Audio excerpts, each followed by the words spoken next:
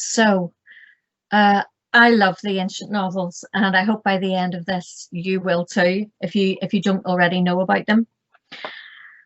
So who knew the ancient Greeks wrote novels?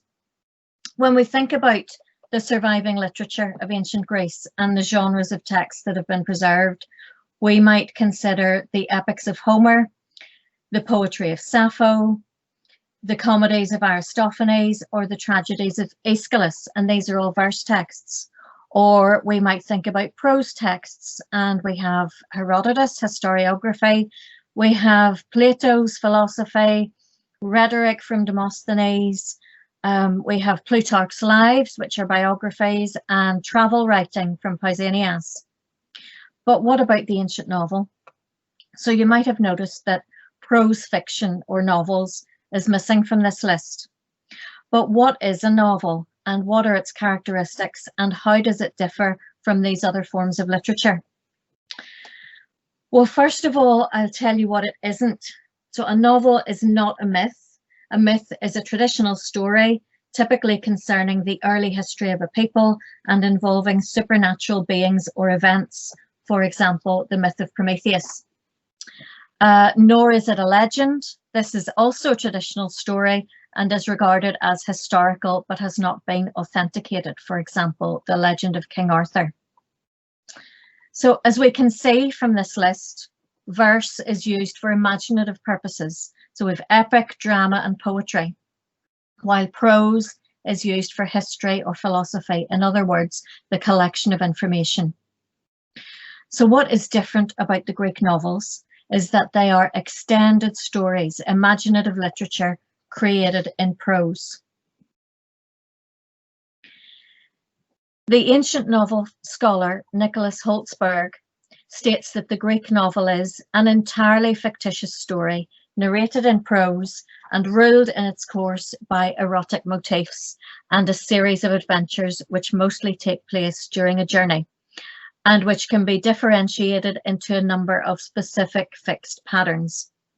The protagonist lives in a realistically portrayed world, which, even when set by the author in an age long since past, essentially reflects everyday life around the Mediterranean in late Hellenistic and imperial societies.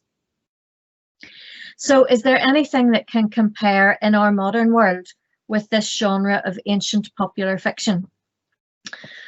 Well, this week I searched Amazon's fiction charts, and in the top 10, J.K. Rowling occupied 8 places. If we try to think about authors that we enjoy, also actually in the top 10 was Julia Donaldson, you know, the author of the Gruffalo books.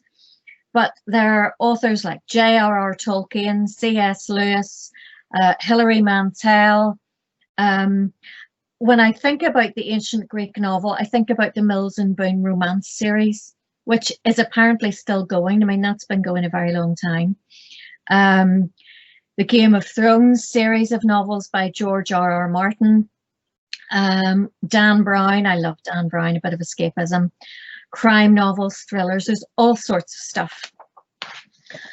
And also in our modern world, we have a wide choice of how we consume stories. So we can watch movies and TV, and many of the authors that I just named have had their work transferred very lucratively.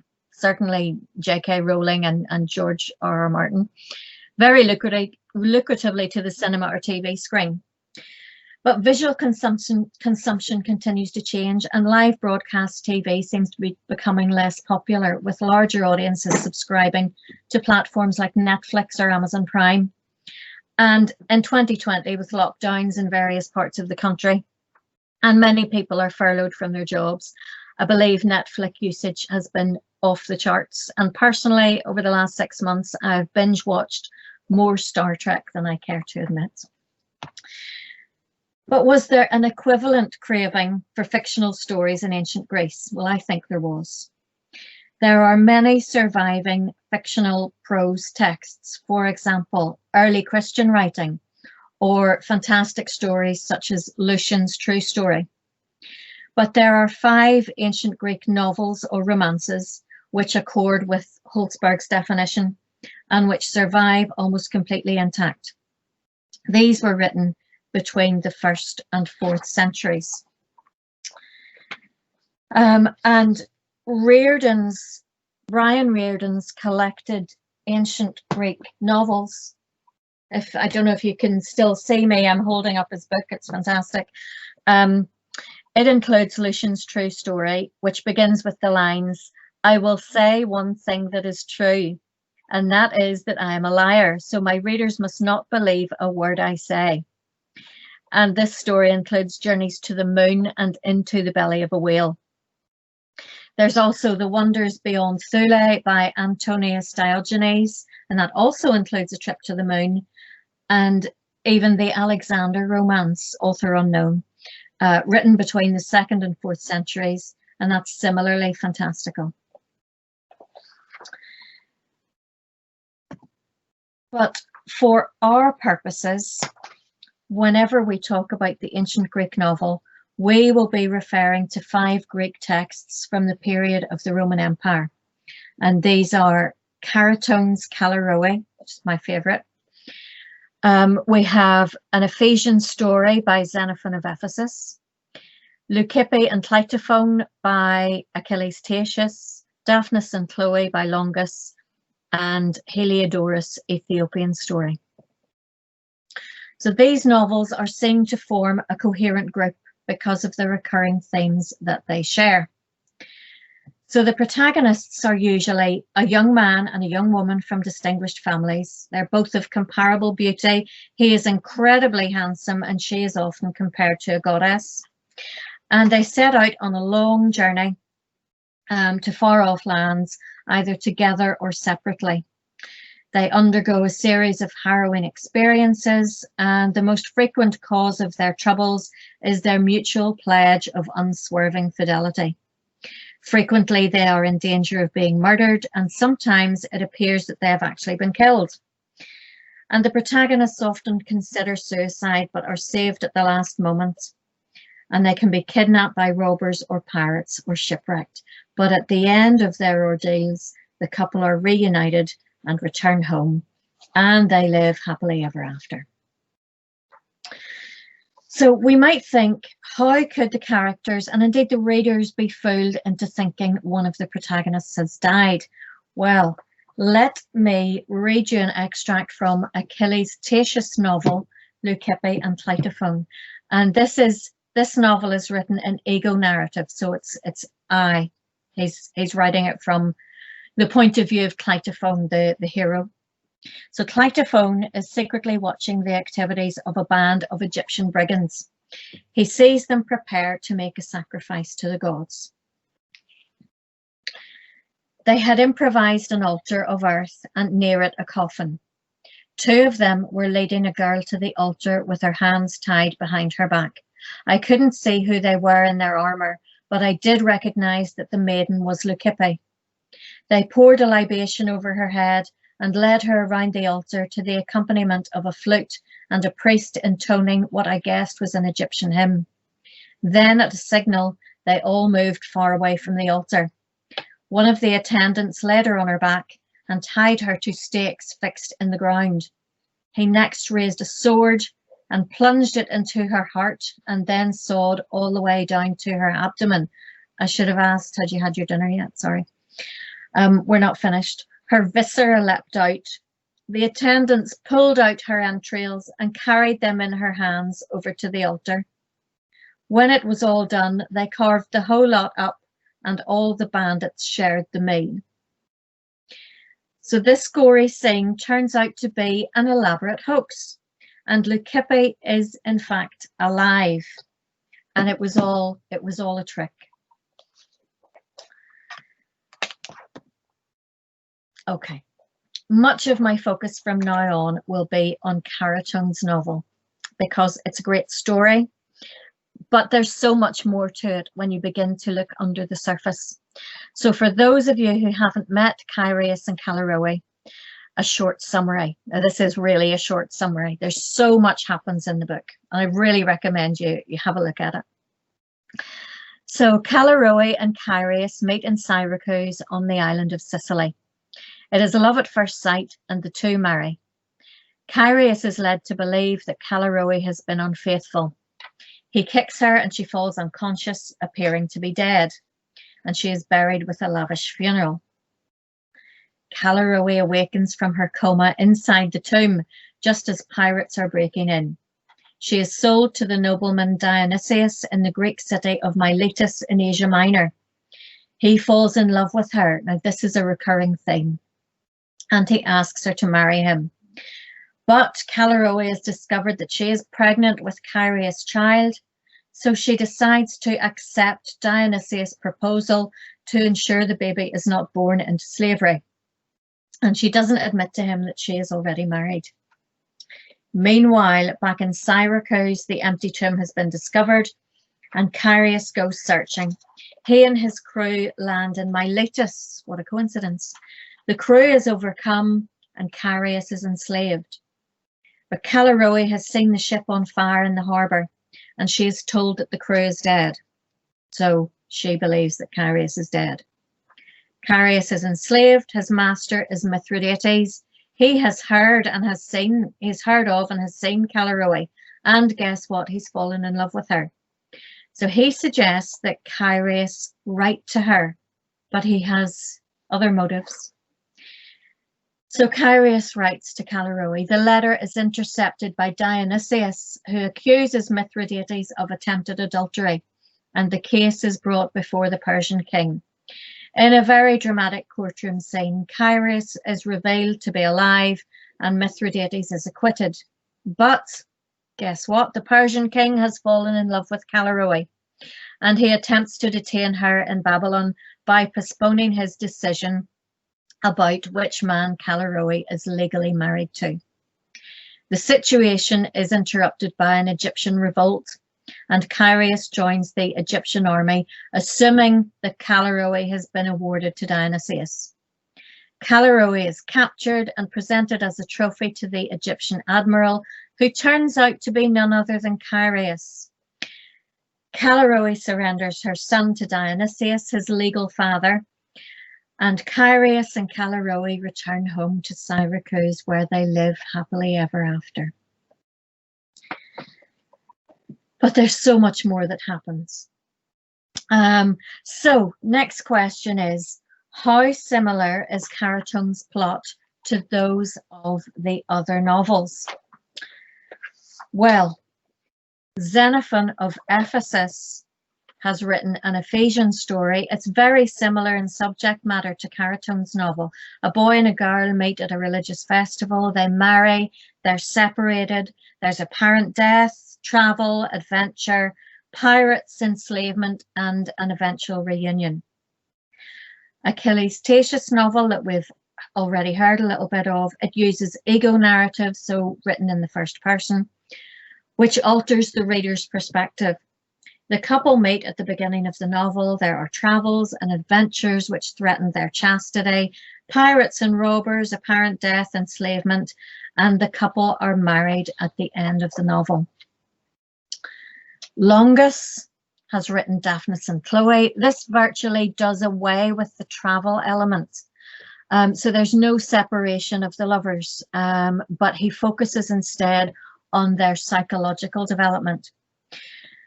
So the novel tells the story of a boy and a girl adopted by different sets of parents who grow up shepherding together. And the story deals with how they mature and they fall in love with one another.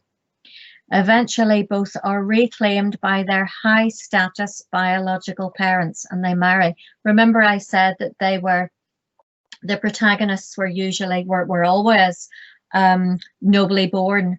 Well, in Longus's novel, they appear to be poor shepherds, but it turns out that they were actually abandoned when they were young, and I can't remember actually what the reason was, but they're reclaimed at the end by their very high status parents and they marry.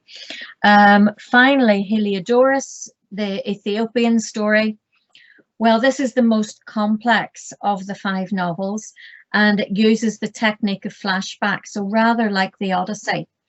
So it begins in the middle of the story, and we learn the events leading up to that point through conversations with the protagonists, and flashbacks, sometimes flashbacks within flashbacks. So it's quite hard to keep track of. The novel contains the usual elements. There's apparent death, robbers, threats to chastity, but also, I mean, what is missing from these novels? Zombies. So we've got zombies in Heliodorus. And the story ends with a reunion and a wedding. So where did the genre come from? Well, Erwin Rohde was a 19th century German scholar who wrote the first major study of the novels. And he has suggested that they were inspired by Hellenistic love poetry. This was the first time that romantic love was treated as a worthy topic of literature. But it was not until the latter half of the 20th century that the next major work on the ancient novels was written. And that was by Ben Edwin Perry, an American philologist. And he asserted, with his tongue in his cheek, that the first romance was deliberately planned and written by an individual author, its inventor. He conceived it on a Tuesday afternoon in July. Well, of course, a literary genre isn't invented, but it evolves from other genres. And given the similarity of Heliodorus' Ethiopian story to Homer's Odyssey in structure, and indeed the adventure and romantic elements of the Odyssey, you know, the separation of Odysseus and Penelope and their happy reunion at the conclusion, despite it being among a bloodbath, we can see the correspondences between the novel and the Homeric epic.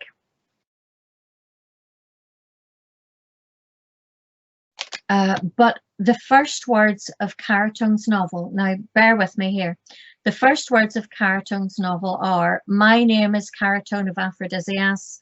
I am clerk to the lawyer Athenagoras. I am going to tell you the story of a love affair in Syracuse." So he introduces himself and sets out the purpose of his work. Now, compare the opening words of Herodotus' histories. Herodotus of Halicarnassus, he says who he is. Here displays his inquiry, so he says what he's going to do. And Thucydides the Athenian, wrote the history of the war fought between Athens and Sparta. So these eminent 5th century historians also introduced themselves and set out what they wished to achieve in their work, just like Chariton did. So it's only Chariton that introduces his novel in this way. But this, if you think about it, this is particularly fitting given that Chariton's novel is set in the 5th century BC. He is writing in the 1st century AD, so it's historically set.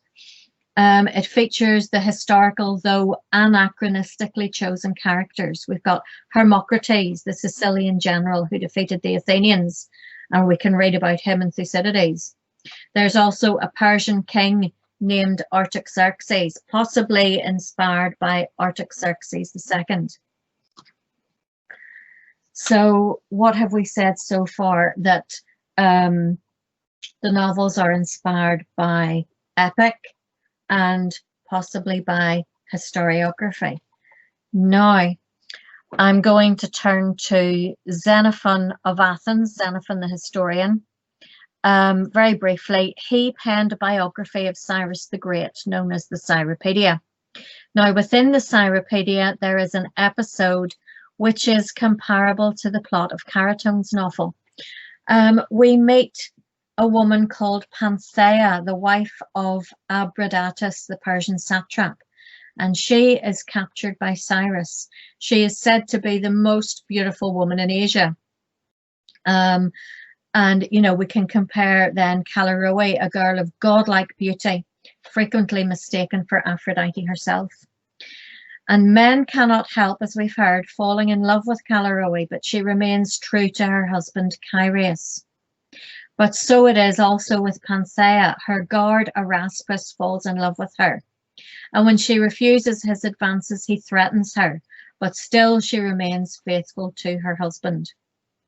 And there's also a similarity in that when Callirrhoe arrives in Persia for the courtroom, the court scenes in Babylon, There are huge crowds greet her as she and Dionysius travel to Babylon.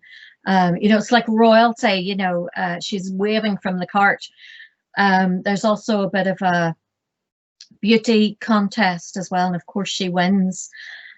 So again, Panthea, whenever she is waving off her husband is going to fight the Egyptians, and she is waving her husband off, and everyone is out there, you know, to see the husband, but actually to see her because she's so beautiful.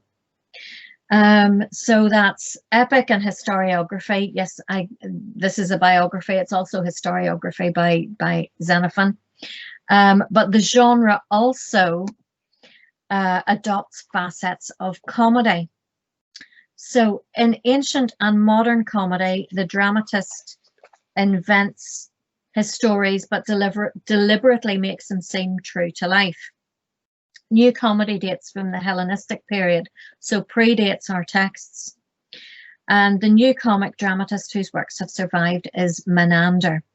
The structure of the comedies typically involves the fortunes of two lovers, only at the end of the work being happily joined together. So we have the happily ever after. And other motifs of new comedy are mobility in terms of being sent abroad, the discovery of long lost children, romance, and intrigue. Menander's Pericheromene, or the girl with the shorn hair, is the story of the heroine who has her hair cut off by the man she's living with, a young Corinthian soldier. He cuts it off in anger when he is told that she's been seen kissing another man. There's all sorts of intrigue. It turns out that this is her twin brother that she was kissing, so presumably it was a nice platonic kiss. They had been reunited. There are all sorts of tricks that go on, and you know, it's like a modern comedy where, you know, you're putting your head in your hands because, oh no, what, you know, you can't look because what's going to happen next, because everything, it's the timing, isn't it, in that sort of comedy. But with this, I don't want to go through the entire story, but at the end of the play, Glycera, the girl with the shorn hair, and Polemon are reconciled and married, and you're happy ever after. So back to Chariton, and what did their contemporaries make of the novels and the novelists? Well, there are two ancient mentions of a Chariton and a Callirrhoe. The first by the Roman satirist Persius, who lived in the 1st century AD. So, you know, the time is suitable for when we think Chariton was writing. And he says, his mane addictum postprandia Callirrhoendo. To these, now the these he refers to is crude men that he was mentioning before, outside this quote. To these crude men I recommend What's On in the morning and Callirrhoe after lunch. Now, what's on, that is how Braund has translated addictum. So addictum, apparently I'm not a Latinist, it can be translated as an advertisement for a play. So by what's on, I sort of mean, you know, the TV times, you know, what's on in the cinema, that kind of thing. So Persius is contrasting the readers he prefers for his satires with the crude men who were interested only in the latest performances and a frivolous and superficial novel, in Persius' opinion. Philostratus, the sophist, meanwhile, is less complimentary towards Chariton, even less complimentary. He writes, to Chariton, you think that the Greeks will remember your words when you're dead, but those who are nobodies when they are alive, what will they be when they are dead? Well, we showed them, didn't we? You know, I showed them. I still, you know, I'm talking about Chariton. So he's not very complimentary to Chariton. He obviously doesn't think very highly of his work. So So perhaps these are references to Chariton and his heroine. We don't know. I'd love to think that they are, despite their negativity.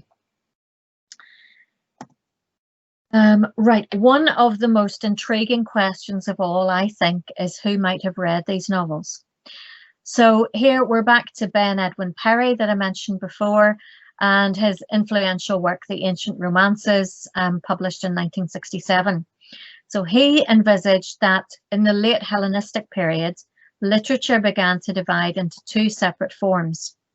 So one form was the more intellectual and sophisticated new comedy, which we've just looked at, while the other was the lowly romance of love and adventure meant for a reading public composed of young or naive people of little education. And they're not city dwellers either. They're not the sophisticates from the city. He believed that literature began to divide into two separate forms, and each addressed to a different class of people. But, you know, I go back to when I mentioned the Mills and Boon, you know, I think Mills and Boon, it's romance, you know, there's not a lot of thought really. You don't need to think too much when you're reading something like that. You know, you probably poo-poo it. You know, it's not very sophisticated. You know, I enjoy sitting with my Chariton lobe because, you know, I think I'm sophisticated when I'm reading my lobe. But let's just think then about what he is saying. He's saying they're young or naive people of little education. But just think about that. Is that true? So in order to be a reader of one of these novels, you need to be literate. Now, William Harris, in his book Ancient Literacy, posits the existence of a group he describes as semi-literate. And he describes this group, he divides them into two groups. There's scribal literacy and craftsman's literacy. So scribal literacy refers to a social group who were literate for a specific purpose, for example, maintenance of palace records in Crete or Mycenae. Craftsman's literacy, on the other hand, refers not to an individual craftsman, but to a social group of skilled workers who are literate, for example, slaves who might have learned to read as part of their duties. Now, women and unskilled workers were unlikely to be literate to any degree. So in order to be literate, you must receive an education. There is no evidence to suggest that the regular instruction for boys was also available for girls in the 5th century BC. And I'm looking at the 5th century because that is when Chariton placed his novel. But here, this slide, here we have vase paintings clearly showing Athenian women holding papyrus rolls, with the implication being that they can read and they are studying them. And the scenes are of domestic activity, suggesting that a woman reading is not an extraordinary pastime. Plato's Protagoras states that it was the male children who were educated and attended school, but also he says that education began in the home by the nurse, the mother, the tutor, and the father himself. According to Plato, this education is the teaching of what is just and unjust, noble or base, holy or unholy, rather than literacy and numeracy, because they can wait until the child goes to school. Now, in Economics 9, we're back to Xenophon again. Xenophon reports that the female housekeeper was able to read instructions in order to disseminate tasks to the rest of the staff. And Isomachus says that the items that we use only on rare occasions, we handed over to the housekeeper. And after making a written inventory of all the items, we told her to give them out to the servants, remember what she gave to each of them, and then put everything back in the right place. So that does imply that there's reading and writing going on there. So I think we should assume, certainly in 5th century BC classical Greece, while women may have been educated to a limited degree, This was more likely to have happened in the home for the purpose of either teaching their own sons and possibly daughters, or it was necessitated by employment. But interestingly, by the time of the early Roman Empire, the educated male elite were immersing themselves in the written works of Thucydides, Plato, and Demosthenes, and the daughters of wealthy families were being educated together with boys in Eastern Greek cities such as Teos on the west coast of Asia Minor. An inscription from Teos states that a school employed 3 teachers to educate boys, paides, and girls, parthenoi. Another inscription at Pergamon, approximately 90 miles from Teos, shows that girls were awarded prizes in epic poetry, reading, and calligraphy. Now, what is interesting about our novel, Chariton's novel, is that the heroine Callirrhoe is herself described as pepaigumene, which means to be educated or the result of education. So the concept of paideia can be translated as educated, cultured, and well-bred, and it includes other characteristics such as sophrosine, self-control, and general good character. So she's described as a polite and intelligent woman. She's a gune, pepaigumene kai phreneres, and a cultured Greek woman, Hellenis kai pepaigumene. But does pepaigumene mean that Callirrhoe has received an education? Well, we're not sure about that. We've talked about Chaereas writing the letter to Callirrhoe, and at no point is there any suggestion that Callirrhoe will not be able to read the letter for herself. Mithridates tells Chaereas to write her a letter. Make her sad, make her happy, make her seek you, make her summon you. So it's a very personal letter. So given her status as the wife of Dionysius, this letter from Chaereas containing the suggestion that she had been unfaithful is rather dangerous. So should the letter fall into the wrong hands, which inevitably it does, Callirrhoe's reputation may be compromised. So the letter reminds Callirrhoe that Chaereas was her first husband and confirms that Chaereas, whom she was led to believe had died, is in fact very much alive. This information is meant for Callirrhoe's eyes only and suggests that she does not require someone else, i.e. her husband, to read it to her. It may not have been necessary to be literate, though, in order to enjoy Chariton's text, and there are other ways in which it might have been transmitted.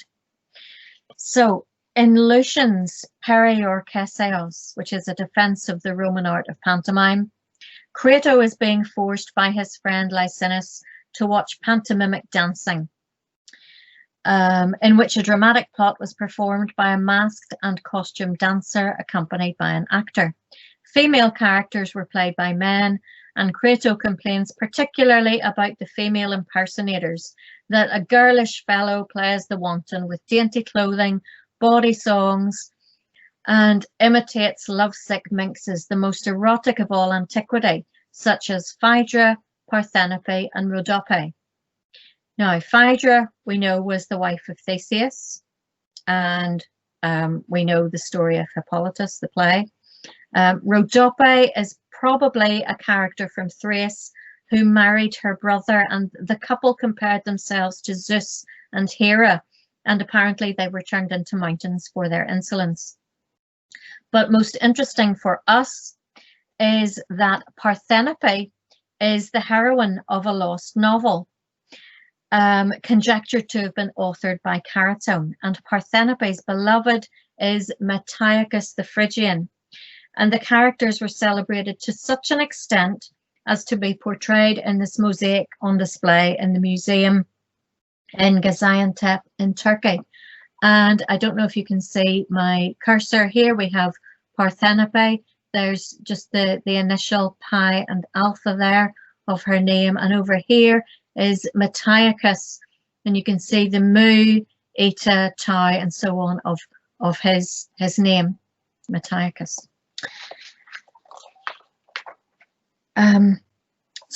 So of course it might not have been necessary to read a novel to be part of its audience.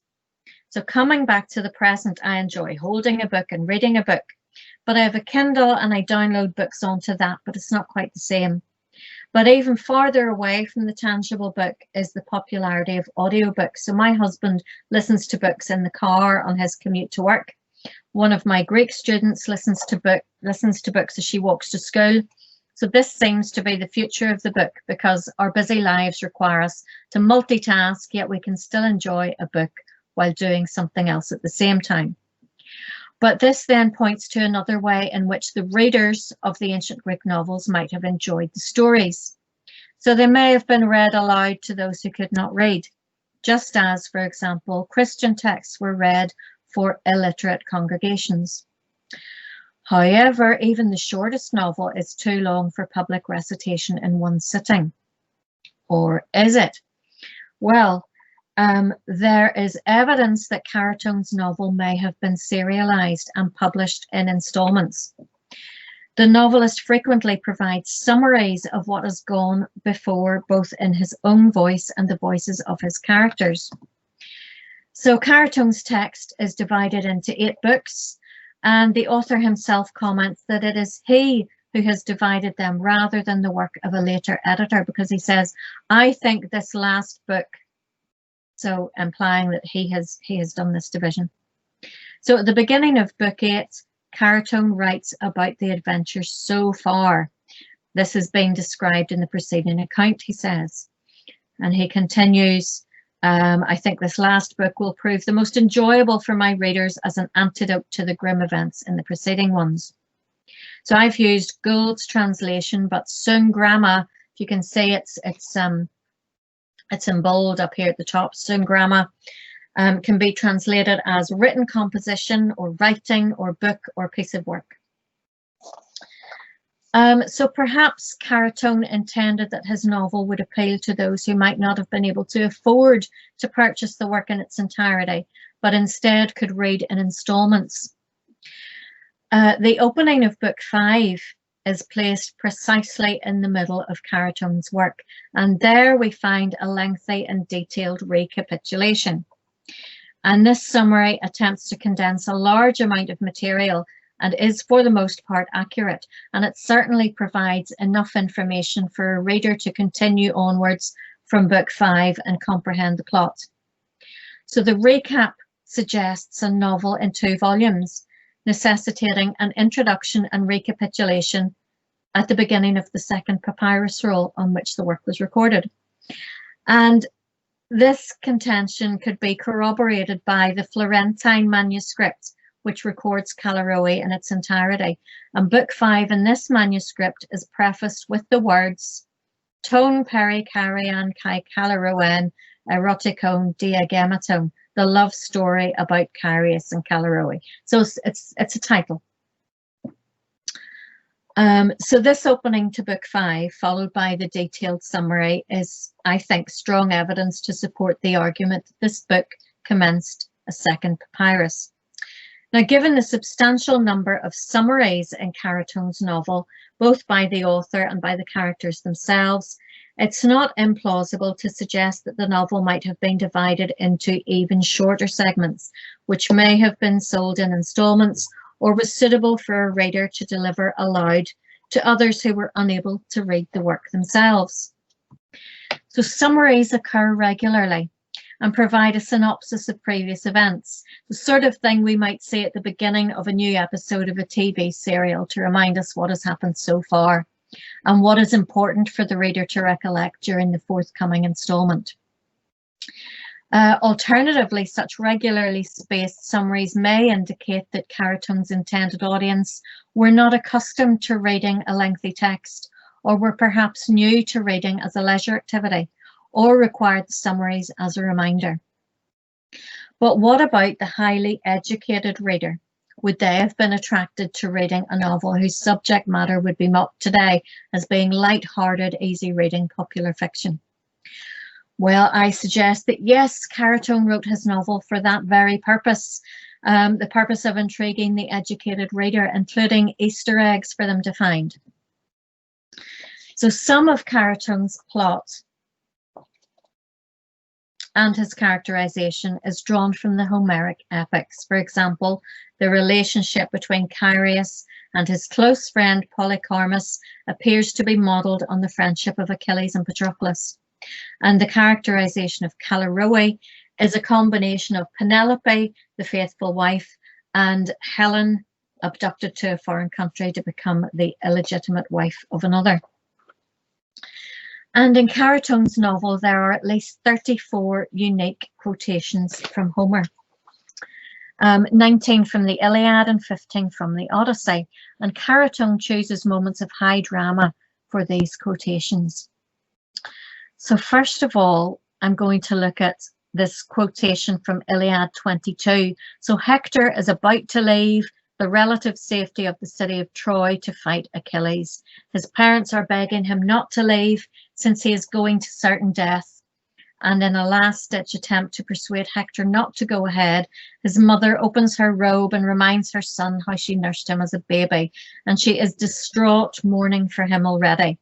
And that's also a comparison to Iliad 6, isn't it, where he's leaving to go down onto the battlefield and everyone's mourning. So the important words are, well, they're all in bold, the Greek up here and the English in bold. My child, look upon these and obey, and take pity on me if ever I gave you the breast to quiet your sorrow. So in Chariton then, Charius is about to sail away from Syracuse in search of his wife. While dangerous, the journey will not end in certain death, which Hector is about to face. Charius' mother is overreacting. She wants to accompany him on the journey. As you can see there, his mother clasped his knees. Do not leave me here alone. Put me on the boat. She even says he can throw her overboard if she becomes troublesome. Again, the important bits are in bold. There's the Greek bit and then the translation, and it's exactly the same as from the Iliad.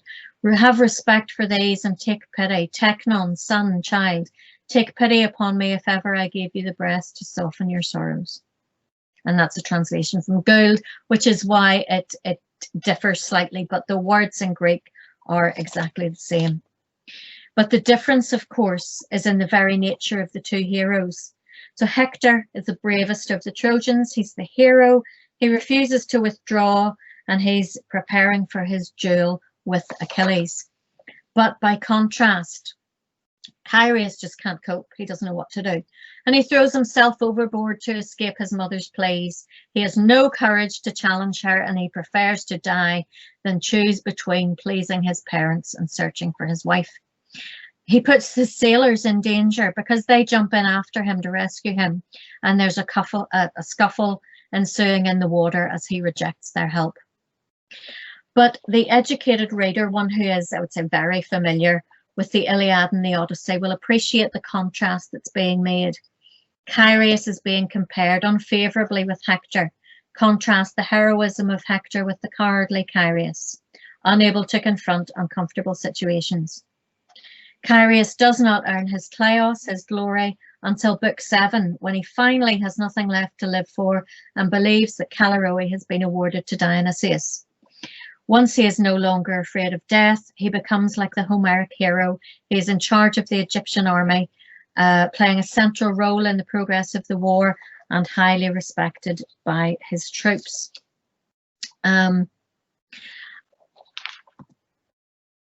I recently read the latest book by Northern Irish author Michael Hughes. You might have seen the CANI event we had with him. And this novel is set in mid-1990s County Armagh. It's during the Troubles, but around the time of the ceasefire. And Hughes's characters and their actions are inspired by the characters in the Iliad. So this was, for me, this was a lot of fun to read. It was gruesome and uncomfortable at times, but I enjoyed the recognition of Achill. Achill, so called because he's from Achill Island, but that's obviously Achilles, his friend Pat, and the brothers Pig and Dog, who are later identified as Menelaus and Agamemnon. And in the first few pages of Hughes's novel a farmer called Crisis Cunningham pleads for the return of his teenage daughter who has set up with one of the group. Crisis is obviously the priest Chryses, who begs for his daughter Chryseis, kidnapped by the Greeks. So while I was reading this novel, I thought about the quotations and allusions from Homer in Chariton's novel and realised just how enjoyable this was. You know, in Country, there are some laugh out loud moments because you realise, oh my goodness, that's the character from the Iliad. So the citations in Chariton, I think, were enjoyable for those who could identify them. Those readers who were unfamiliar with the Homeric texts and did not recognise the quotes or allusions could still appreciate the fast-paced and exciting tale. But they would have been unaware of the nuances of the text and the layers of meaning which Chariton was suggesting, unable to fully appreciate the text which Chariton presented to them. But that didn't matter for them. But the citations bring satisfaction to the educated reader and heighten suspense, and their identification brings enjoyment and exhilaration to the reading experience. So I believe the ancient novels have something for everyone.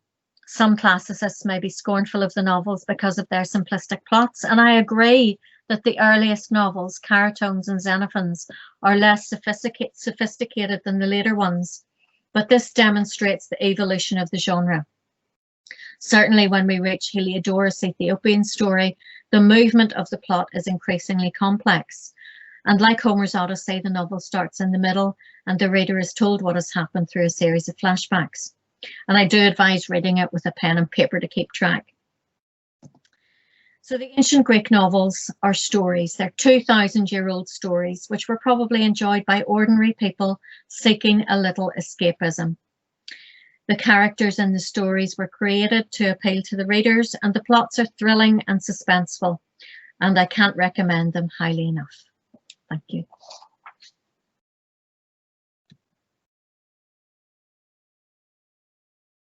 Now,